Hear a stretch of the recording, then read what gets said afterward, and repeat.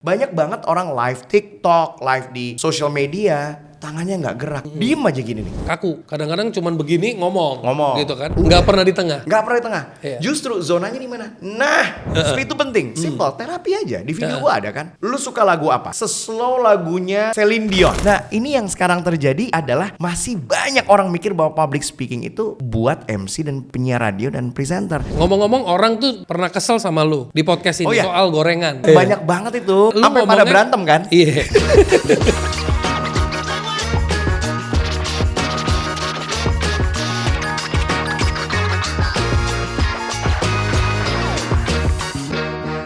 Bro, jadi gini bro. Ya.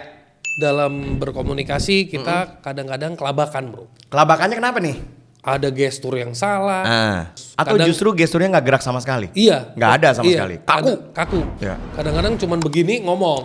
Gitu kan. Terus Ya, ya, ngomongnya ya. kadang kecepatan. Ya. Kan? Lu bisa nggak kasih sedikit tips tentang gestur yang tepat itu gimana, kecepatan ngomong itu harus gimana? Oke, let's start with Share. gesture ya. Iya. Gesture. Ini gue bisa berdiri nggak? Bisa. Bisa, gue bisa berdiri nih. Kameraman. Aman. Bisa ya? Bisa berdiri ya? Berdiri Oke. kan nggak perlu lihat muka lo, yang penting gestur. Ya. Gue tetap pengen tampil. Oke, so here's the gue nyebutnya the confidence zone. So apa itu confidence zone? Oke, gue pakai mic dulu ya. Ini namanya confidence zone. Iya. Apa itu confidence zone? Confidence zone itu adalah zona di mana lo ketika berbicara, gila confident banget nih orangnya. Oke, you wanna know where it is? Iya. It's here. Lihat ya tangan gue ya. Here's the zone. Iya. Tarik, turun, dorong. Here's the zone. Jadi zonanya ada di sini nih. Iya. Ya, lu bisa bandingin nih. Iya. Lu bisa bandingin ya. Selamat siang, saya Kemal dari Kemal Speaking Camp. Dengan ini ya. Selamat siang, saya Kemal dari Kemal Speaking Camp. Beda kan? Beda. Tangannya bermainnya di mana? 80% in this zone. Berarti di dalam kotak itu ya? Yes, Oke. ini zonanya. Oke. So, you will speak and you will look confident. Daripada kayak gini bro. Iya. Padahal kalimatnya sama. Ya, intonasinya sama. Trust me, but it looks different if you talk like this. Iya. Dan ini juga akan ngebantu intonasi lo. Karena apa? Ada gerakan tangan, Iya. membantu mengemphasize, right? So don't forget, and it's easy. Oke. Simple. Makanya kadang-kadang orang kacau kalau ngomong tangan sambil dimasukin kantong. Yes. Coba tuh. Full, Coba. kayak gini, full nih. Itu kayak udah gini. keluar zona tuh. Ya? Udah di keluar zona ini. Tapi orang nanya gini, apakah boleh keluar? Boleh. Like I said, 80% atau 85% itu di dalam sini. Iya. Sisanya di luar boleh. Iya. Takutnya gini. Hari ini kita akan belajar mengenai ya, takut kan nggak boleh kata Kemal gitu. Boleh. Jadi 85% in the zone, sisanya boleh keluar sini, boleh ke sini. Contoh misalnya ya, my name is Kemal and if you think of it, nah kan nggak apa-apa keluar, Iya. it's okay, Iya. ya. Tapi jangan di atas terus. Iya. Banyak orang nggak sadar, mereka di atas terus. Bro. Iya, kebanyakan di atas. Gini terus nih. Iya. Gini terus nih, Iya. atau di bawah. Iya. Udah. Nggak pernah di tengah. Nggak pernah di tengah. Iya. Justru zonanya di mana? Nah, ini silahkan dipakai. Ini perfect zone sebenarnya. Yes, Iya. deh, confident jadinya. Hari ini gue mau ngasih tahu sesuatu buat lo. Mantap. Iya. Imagine if your hands are like here. Hari ini gue pengen ngasih tahu sesuatu buat lo. Itu kan kurang ya? Kurang. Kayak ada yang kurang. Gitu lah. Iya. Itu dia. Siap. The confidence zone. Iya. So, teman-teman, I strongly suggest teman-teman melakukan itu. Oke. When you talk. Oke. Disitulah intonasinya akan jalan. Intonasinya juga akan ibaratnya stabilo tuh lu nge-highlight bro pakai tangan. Lu meng-underline and bold pakai tangan lo. Cuman hari ini lo. Nah, Iya. banyak banget orang live TikTok, live di social media, tangannya nggak gerak. Diem aja gini nih. Lu pantesan lu kalau live sambil makan biar tangan lu gerak. Nah, nggak juga. Itu mah biar nggak bosen aja. Oke, speed itu penting. Simple, terapi aja. Di video gua ada kan. Kalau lu ngomongnya kecepatan, lu suka lagu apa? Yang pelan. Ya gue mungkin kalau sepelannya ngomongin ini ya, seslow lagunya Celine Dion. Oke, kalau lu ngomong suka lagu apa ya, maybe I like 1960s jazz, misalnya gitu. Terus Cari yang pelan banget lagunya. kalau yang pelan banget ya, maybe gue lebih ke meditation ya. Pelan Oke. banget. Pokoknya lagu pelan ya. Jadi kalau lu ngomongnya kecepatan, first number one, lu tulis apapun yang gampang lah. Let's say about yourself. Tulis as your script ya. Nah itu tulis, nama saya Kemal, saya adalah penyiar radio. Lu tulis bikin skrip sendiri. Nah coba pakai skrip ini lu pakai, tapi lu ngomongnya di atas lagu yang pelan. Oke. Kalau orang-orang pelan, lu ngomong kecepatan, do that therapy. Oke. Dan tapi lu harus ngomongnya harus on beat ya. Oke. Harus on beat sama si lagu yang pelan tadi. Oke, ngomongnya on beat sama lagu yang pelan itu. Jadi lu boleh kita coba nggak? Boleh kita coba ya. Boleh kita coba ya. Gue coba nyalain lagunya. Let's say yang paling gampang lah era gue sama lu ya. Celine Dion lah ya. Celine Dion tuh kan lagunya pelan banget tuh. Ya kan lagu yang Titanic. Era gue sama dia berarti dia lagi mengakui era kita sama. Nih ya. Nih, misalnya ini. Oke. Kalau ngomong lu kecepatan, use this song. Tapi balik lagi lagunya harus lu suka. Iya. Ya. And you talk on beat. Kenapa harus on beat ya? Karena lu suka sama lagunya pasti lu paham dong. Dan itu membangun rhythm. Yes. On beat bangun rhythm. Yes. Nih. Hai, nama saya Kemal. Saya adalah seorang penyiar radio. Mungkin buat teman-teman yang nggak dengerin saya kasih tahu ya. Saya adalah penyiar radio di Gen 98,7 FM yang siarannya dari jam 6 pagi sampai jam 10. Coba deh kapan-kapan dengerin gue. On beat. Yes. Itu terapinya kayak gitu. Oke. Tapi kenapa penting sekali lagunya lu suka? Jadi lu enjoy. Yes. Kenapa penting sekali skripnya lu paham? Jadi lu enjoy. Iya. Nah, ketika lu udah enjoy terapinya itu, next thing to do, kalau lu dapet tugas dari bos lu, harus se-enjoy itu. Oke. That's why they say love what you do. Yes. Itu salah satu cara to create how to love. Kalau lu ngomongnya let's say terlalu pelan, kan ada tuh yang presentasinya pelan, akhirnya nggak ada power, akhirnya orang main handphone deh. Oke. Boring. Oke. Apa kabar semua Bapak Ibu? Baiklah, hari ini Gak ada live, gak ada soulnya. Iya, gak ada soulnya gitu. Kayak lu cuma baca doang gitu. Nah, buat yang temponya seperti itu, lu pakai lagu yang cepet. Balik lagi, number one. Dibalik, kalau yang temponya kayak gitu lu pakai lebih cepat. Karena dia Lebih slow cepet. banget. Tadi kan slow. Nah, kalau lu ngomongnya slow dan datar. Kalau lu ngomongnya slow, lu pakai lagu yang cepet. Lagu yang cepet apa? Apa aja? Let's say apa ya? Oke. Let's try medium ya. Iya. Ini medium nih. Nah, ini medium nih. Make sure lu suka lagunya ya. Yeah. Dan skripnya lu paham. Iya. Oke. Hai, nama saya Kemal.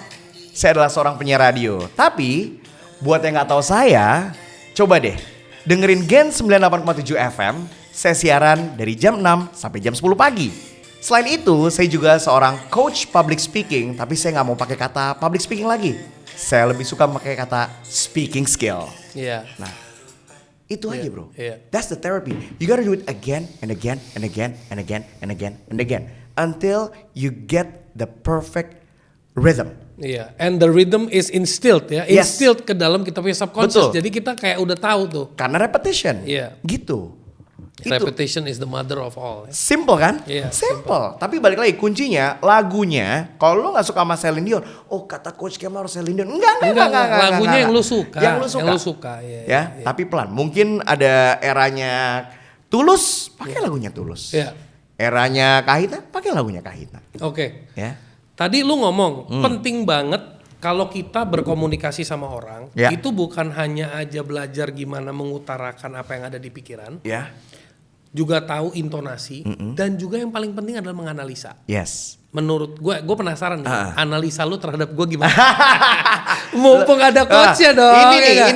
Ini yang gue lakuin hampir tiap hari. Sekarang semua, Kak bedah aku dong, bedah aku dong. Bedah aku gitu. Sekarang bedah akun sebutannya. Bedah akun. Gue nggak. Kalau bedah akun kan mereka pengen tuh akunnya dibedah. Kenapa viewsnya kecil? Gue nggak. Gue spesifik ke cara mereka bicara. Nah sekarang gue bedah lu ya. Gue bedah lu. Kalau menurut gue lu cara ngomongnya, cara nanya udah enak banget. Very conversational menurut gue. Mata lu juga nggak kemana-mana. Fokus. Membagi kameranya juga udah pas. Tangan lu aja yang kurang bermain menurut gue. Menurut gue itu. Tangan lu kurang bermain. Terlalu set. Diem kayak gini. Set. Tapi itu kan kadang-kadang stres ya. Stres itu kadang-kadang atau nervousness itu dikeluarkan lewat sesuatu. Ada yang megang-megang barang. Iya. Pakai pulpen tuh. Iya. Kalau cewek suka mainin rambut. Iya. Ya. Kalau penyiar-penyiar gue tau. Lagi-lagi gini nih. Ini penyiar nih. Banyak penyiar ada gini nih. Gini. Gini nih. Karena dia nyari sesuatu untuk ngilangin kegugupannya. Iya. Nah kalau lo menurut gue, tangan lo yang kurang bermain. Kurang bermain. Yes. Intonasi dan lain-lain sesuai dengan ini lo ya. Dengan ya brand lo. Tapi harapannya gini. Kalau lo bawa tone seperti ini, let's say Big Thinkers dong, buat siapa? Anak-anak SMA. If you use this tone, nggak nyambung. nggak bakal nyambung. Nggak nyambung. You need a different tone. That's why you need to know your crowd. Iya. Kalau misalnya lo di-invite oleh satu SMA gitu ya, untuk let's say 30 minutes as a speaker. Gue menolak bro. Oh lo nolak? Nolak. Kenapa? Karena I know I can't. Gue nolak. Because gue kalau diundang itu at the most gue bisa masuk even di university aja S2 bro. Oke. S1 aja gue masih kayak Why? Is it the energy yang merekanya apa gimana? Enggak, kadang-kadang I have a problem with going solo. Wah, gantian gue yang interview Iya. nih. Jadi I have a problem of going solo. Oke. Jadi- Kalau lu berdua sama gue berani? Bisa. Ah, Karena oke. gue harus ada sparring partner. I Gue see. itu bisa adaptasi asal ada sparring partner. Oke. Tapi kalau gue alone terus suruh gue solo, kadang-kadang gue bisa lupa grounds gue. Oke. Karena my default is above. Aha. My default. Jadi Oke. gue bisa turun, tapi nggak lama balik lagi ke default. Oke. Gitu. Tapi ketika lu punya pengalaman? Pengalaman bahkan gue pernah disuruh Sama anak ngomongin SMA? anak SMP, anak SMA lewat webinar zaman-zaman 2020. And then what Gua happened? bilang, ya gue berusaha. Iya, Cuman iya, buat gue yang enjoy parentsnya, yang enjoy parentsnya. Ya. Gitu. Ya. Nah, karena aura gue itu auranya confidentnya tinggi. Ya. Jadi kalau buat anak-anak itu ngelihat lebih ke high profile Yes, oke. dan belum bisa masuk kan. Iya. Dan lu ntar kaget ketika mereka nggak nanya apa-apa. Iya. Padahal udah ngeluarin semuanya. Ada yang nanya, ada yang nanya. Tapi nanyanya gitu-gitu aja. Iya, Apalagi kalau orang udah manggil gue om, itu Wah. kacau. Iya. Tapi itu menurut gua, makanya bener kan gua bilang tadi kan, kalau lu bawa vibe ini ke SMA, Iya. kelar sih bro. Iya, betul, betul. Kelar. Karena gue juga kalau misalnya diundang sama corporate, sama diundang anak SMA, itu beda. Gua choose bro. Corporate juga serba salah. Corporate itu kalau yang udah old school banget, gue nggak bisa masuk. Gue bisa masuk sebagai new energy. Oke. New energy. Iya. Karena gaya gue itu hybrid. Oke. Between boomers to millennials and Gen Y. Gue bisa masuk ke Gen Z juga. But Gen Alpha, no. Oke. Istilahnya gitu ya. Iya. And in corporates, when I talk, memang I break the barriers. Okay. Karena gue punya gaya itu, I like to break your pattern. Oke. Karena kan gue sebenarnya dominannya bukan speaker, tapi mindset hacker. Jadi gue selalu nge-break pattern mindset. Itu sih bro. I see. Speakingnya gue lagi belajar. Karena Karena it's never Yes. late to improve, to become better Betul. at any age, Bener. at any time. itu. Nah itu yang kemarin banyak sekarang yang lagi pada. Kalau begini yang gue suka rame. mikir mau nanya apa lagi.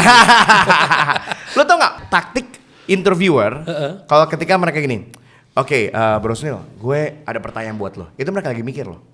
Gue nanya apa ya? Karena dia pakai kalimat, oke, gue ada pertanyaan buat Gue lo. pause dulu ya. Pause dulu. Ya kan gue diundang di sini buat ditanya. Iya, bener. Ya nggak usah jelasin dong Iya, gitu. iya, Tapi iya. emang itu adalah teknik yang gue juga pernah lakukan. Iya. Aduh, nanya apa lagi? Oke, gue ada pertanyaan buat lo nih. Iya. Ya Biar iyalah. berapa detik gitu kan. Gue juga udah nyampe tuh kayak Iya. gitu. So itu sih, ya itu yang gue bisa analisa dari lo. Thank you, gitu. bro. Thank you. Kayak kemarin juga ada dia afiliator. Iya. Dia jual jemuran. Dia udah gitu dia namanya apa ya? Gue lupa namanya. Pokoknya dia ngapak. Cuman dia nama akunnya tuh pokoknya namanya dia dan lain. Terus gue bilang, kenapa sih lo nggak rubah brandingan lo? Jadi siapa kak? Afiliator ngapak. Jadi begitu orang buka, orang tahu. Dan itu bisa menjadi jargon lo, gue bilang. The way you communicate, jangan malu dengan ngapak gitu. Dia ngomongnya ngapak gitu bro. Dan akhirnya sekarang dia ngapak terus ngomongnya dan dia jadi nggak takut menjadi dirinya sendiri. Dia lebih jadi nggak nyaman. malu, dia Iya. lebih nyaman. This jadi is nggak me. ngumpet-ngumpet. This is me. Iya, Iya. gitu. Dan gue bilang, lu sayang loh ketika lu punya video bagus, punya produk bagus, tapi lu nya ngomongnya tersendat-sendat. Kenapa? Karena nggak pede. Gitu. Nggak usah malu. Justru tongolin langsung si afiliator ngapak. Udah. Beres gue bilang. Oke. And now improvement dia. Oke, keren. Bro, dalam dunia komunikasi lu selalu ngomong. Produk tidak bisa bicara dengan sendirinya. Betul. Apalagi manusia yang udah punya mulut tapi tidak tahu cara bicara tentang dirinya. Ya. How do you sell yourself? How do you talk about yourself, your product, your services? Ya. Gue pengen tanya sama lu, segitunya lu getol banget pentingnya komunikasi. Itu bisa nggak lu kasih gue case studies how powerful is communication and ngebantu orang di berbagai aspek? Oke. Ini ya. Case studies. Case studies ya. Gue dari testimoni aja ya. Yeah. Ada orang yang udah keterima di satu kerjaannya ada dua. Dia tadinya di oil and gas lokal, dia keterima di oil and gas international. Gara-gara dibilang belajar sama gue, belajar berimprovisasi, belajar ngomong. Ketika di interview, coba lagi, and it worked kata dia. Dan dia keterima sekarang. Itu satu. Berarti for a job. Ya, for a job. Kedua, job lagi nih. Ya, job lagi. Oke. Dia keterima, dia naik jabatan. Dia naik jabatan jadi HR. Oke, jadi HR, head HR group katanya. Gara-gara dia belajar sama gue. Dia belajar sama gue, dia latihan ngomong, dia berinteraksi sama anak buahnya, ngomongnya lebih enak. Pasti kan untuk menjadi HR pasti mungkin nggak tahu, maybe there's a survey sama anak buah dan lain-lain. And he got it. Terus gue tanya, ketika lu naik jabatan jadi HR group gimana rasanya? Did you get more allowance dan lain-lain? Oh iya jelas mas. Mobil gue dapat. Gue dapat insentif untuk kesehatan lebih tinggi. Ini kan gaji lebih tinggi. Ini karir kan? Karir. Nah, lu kan menggalakkan buat UMKM nih. UMKM. Sama individu-individu. Yes. Gue mau masuk ke situ. Kalau UMKM macam-macam bro. Afiliator deh. Gue nggak mungkin nggak direkomendasin sama afiliator. You name it. Afiliator sukses di TikTok. Mereka bilang suruh belajar sama gue. Ada namanya Bang Adli. Neostore, ada Kokamseng, those are great kemudian ada, wah banyak deh. Datang ke gue, bilang, Kak, aku di refer sama ini, aku di refer sama ini untuk belajar sama kakak biar jadi afiliator. So they know. Bro, tapi banyak, kita ngomong soal afiliator. Gue sedikit banget melipir nih. Yang namanya speaking skill itu sangat dibutuhkan sama menurut gue dua industri penting banget ya. Runs on speaking. Dia hidupnya dari speaking. Insurance sama MLM bro. Ya itu juga. Makanya mereka juga belajar sama gue. Nah menurut lo, itu kan mereka itu sepinter-pinternya itu. Mereka tuh berhadapan sama rejection after rejection. Betul. Karena image-nya juga di public, yes. Insurance agent nih, MLM lagi males gue. Baru ditelepon, ada apa nih? Udah lama gak ngubungin, tiba-tiba langsung top of mind-nya gitu kan. Iya. Nah, mereka itu what do you give? How do you guide them? Kalau gue, I don't guide them to biar mereka, gue nggak bisa nge-guide macam-macam selain ngomongnya. Balik lagi. Cara ngomongnya, kan produknya gue nggak tahu. Ya, gue balik lagi cuman menjelaskan ke mereka ada beberapa insurance company yang udah belajar sama gue salesnya.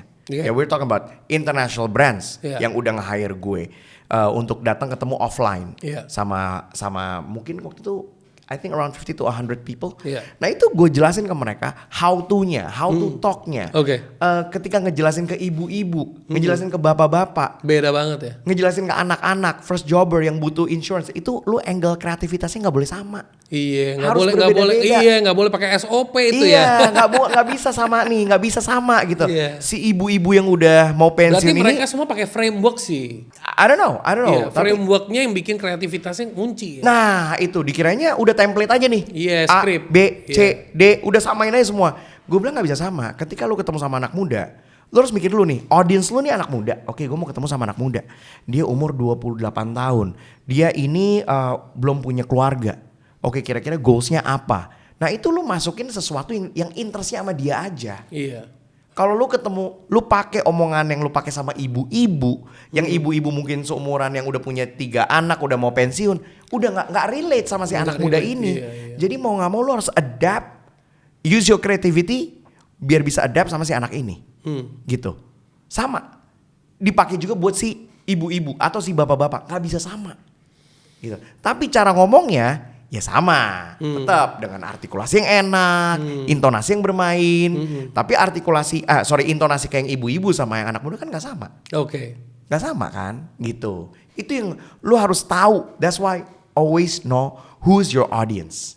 And itu banyak orang susah belajarnya. Ya, Karena dia cuek, karena selalu ada motivasi jalan aja dulu. Itu yang kacau bro. Iya. Gue nggak tahu yang benar yang mana. Perlu sih menurut gue jalan aja dulu, kebanyakan mikir juga lu kagak jalan-jalan. Iya. Iya nggak? Tapi itu bener juga Iya yang lu bilang tadi benar. Itu juga serba salah gitu. Kalau lu mikir melulu, mempersiapkan dulu, latihan mulu, kapan lu jalannya? Iya. Gitu. Tapi kalau lu jalan, lu kepepet, lu kudu latihan. Iya betul. Mereka mau nggak latihan? Betul. Nah, aduh sulit sih kalau kayak gitu ya. Itu sulit sih. Itu balik lagi mental gak sih? Mental sih. Mental menurut gue sih. Mental. Level kepepetnya lu segimana, level eagerness-nya lu untuk membuktikan. Masalahnya banyak orang tuh nggak fokus ke membuktikan diri. Iya. Membuktikan gua keren di mata orang. Dan itu capek lu bro. Iya sih. Lu pribadi dalam proses lu lagi dari bawah ke atas nih. Motivasi, lu pernah nggak di fase kayak orang-orang meremehkan lu dan lu bilang I'm gonna show you, pernah nggak? Oh banget loh. Banget. Tapi lu bisa sustain itu seumur-umur atau akhirnya you prove to yourself? Yang bikin lu sustain yang mana? Yang bikin gue sustain? Sustain. Motivasi terus membuktikan orang gue hebat atau akhirnya membuktikan diri gue hebat, I don't need to prove people. I don't need to prove people. Nah berarti itu yang bisa bikin lu bertahan dan sustain. Yes, I don't need to prove people, tapi people will see the result by themselves. Iya. Gitu. Iya. Jadi motivasi gue tuh I wanna prove it to myself bahwa it works. Iya. Gitu loh. Kayak ini nih. Gak ada yang percaya bahwa public speaking itu buat semua orang. Gak ada yang percaya bro. Dibilangnya public speaking is only for MC, presenter, for public speakers. Iya. Nah kenapa lu sangat kekeh public speaking tuh buat semua orang? Karena emang gue kasihan ngelihat orang-orang yang nggak bisa jualan padahal mereka punya produk bagus, and I prove it to them. Makanya gue bikin murah bro. Kenapa? Karena si orang-orang ini ya mereka nggak bakal beli kalau mahal satu. Dan kalau misalnya gue murahin cetek untuk rakyat Indonesia, mereka bisa afford. And now mulai kegulung. Oh iya bener. Iya. Di ujungnya baru nyadar. Iya. Mereka di awalnya masih banyak skeptis. Semuanya balik lagi packaging dan rasa. Plak udah. Iya. Packaging, rasa, dan satu lagi apa? Gue dapat suntikan dana. Iya. Udah itu.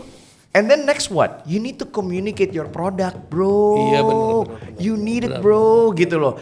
Nah ini yang sekarang terjadi adalah masih banyak orang mikir bahwa public speaking itu buat MC dan penyiar radio dan presenter.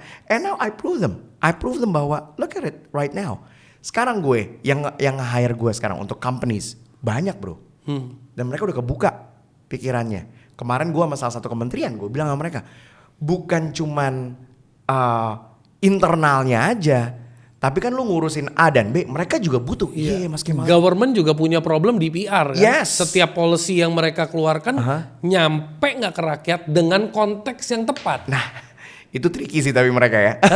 Apa? Kalau government tricky tuh kadang-kadang. Bukan, maksudnya itu juga challenge. Tantangannya mereka juga. Karena menurut gue kalau yang ditaruh orangnya terlalu highly educated dan idealis. Betul. Mungkin cara communicationnya cuma nyampe ke tengah, belum bisa nyampe ke ujung. Betul. Ya kan? Benar. Kalau taruhnya yang terlalu rakyat base, yang inteleknya kagak nyambung, istilahnya gitu kan. Iya, gitu. Jadi perlu panggil Kemal nih. Gitu. Oh perlu dong. Oh, yes. Kan gue udah bilang. Harus belajar sama Kemal dari SMA. Iya. Dari SMA harus belajar. Speaking skillnya harus dipelajari dari SMA. Iya. Seluruh Indonesia harus belajar sama gue anak SMA. Oke, ngomong-ngomong orang tuh pernah kesel sama lu di podcast ini. Oh iya. Soal gorengan. Oh iya, itu banyak banget itu gue baca. Banyak banget itu. Iya, jadi which one yang lu baca? Iya, pokoknya intinya lu sampai pada berantem kan? Iya. Gue cuma mantau aja.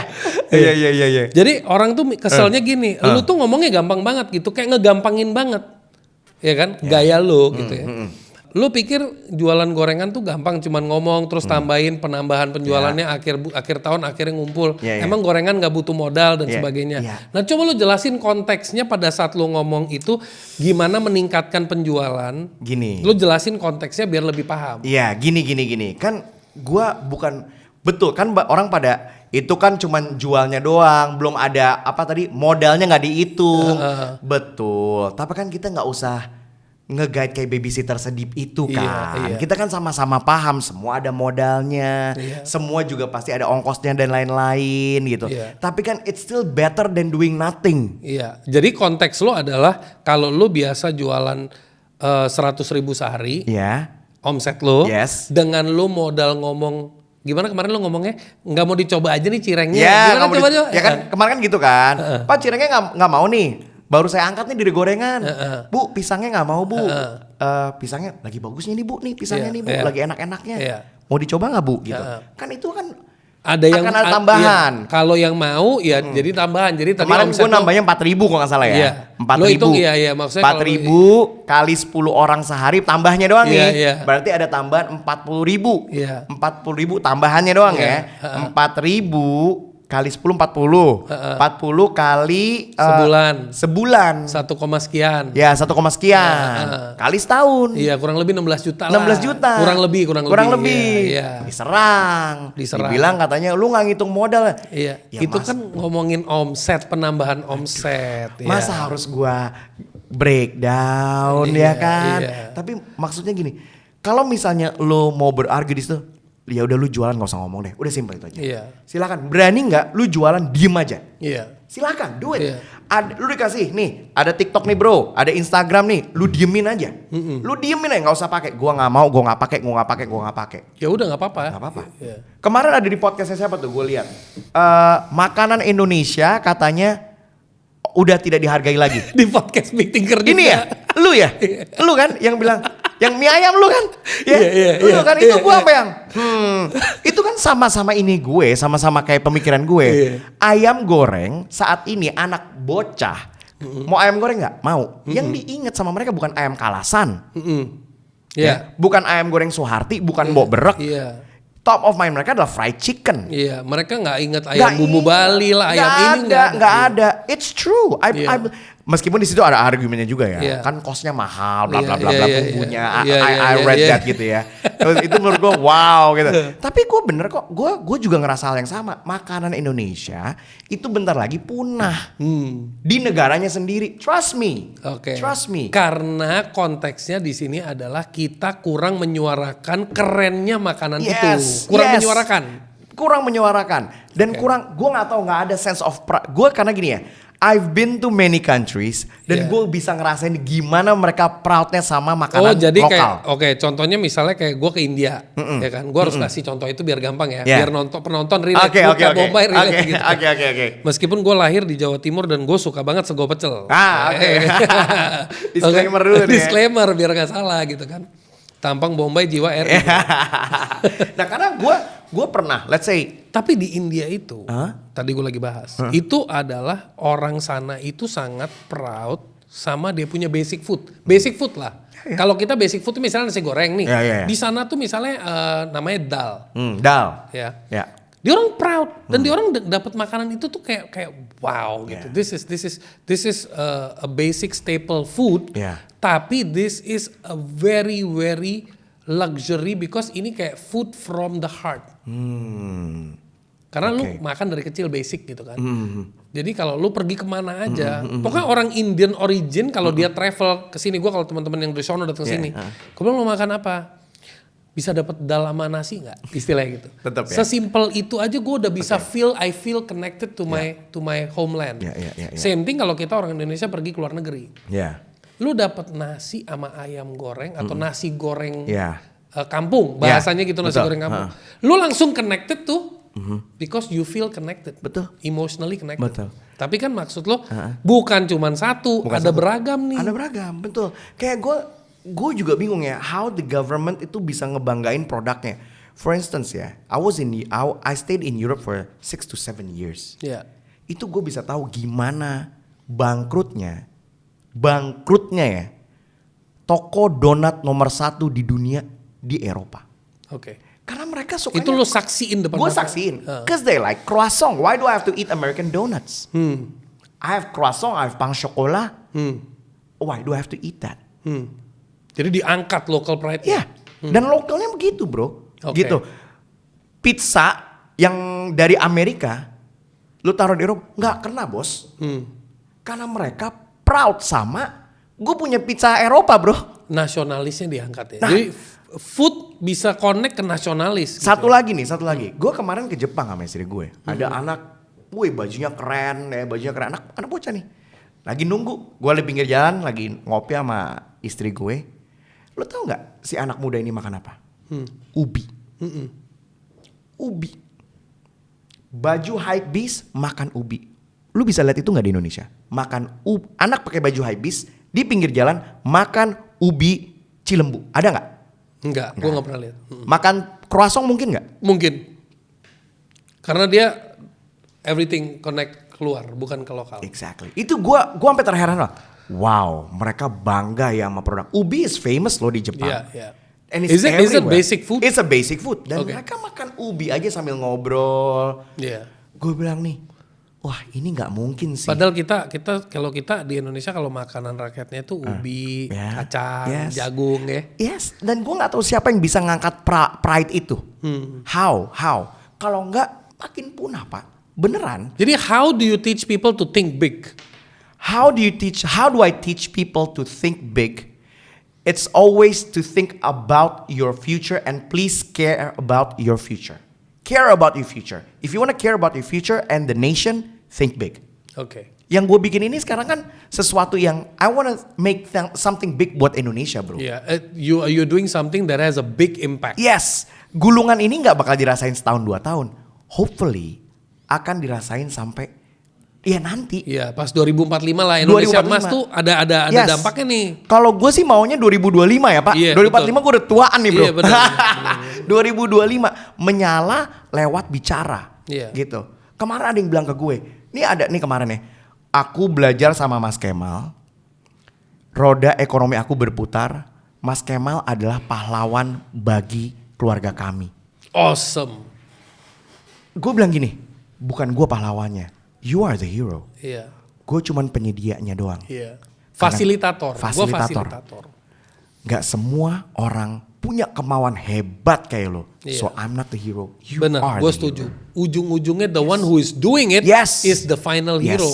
Not Gitu. me. Yang lain cuman motivation, inspiration ya. Ya, bisa dia beli abis itu gak jadi apa-apa. Iya.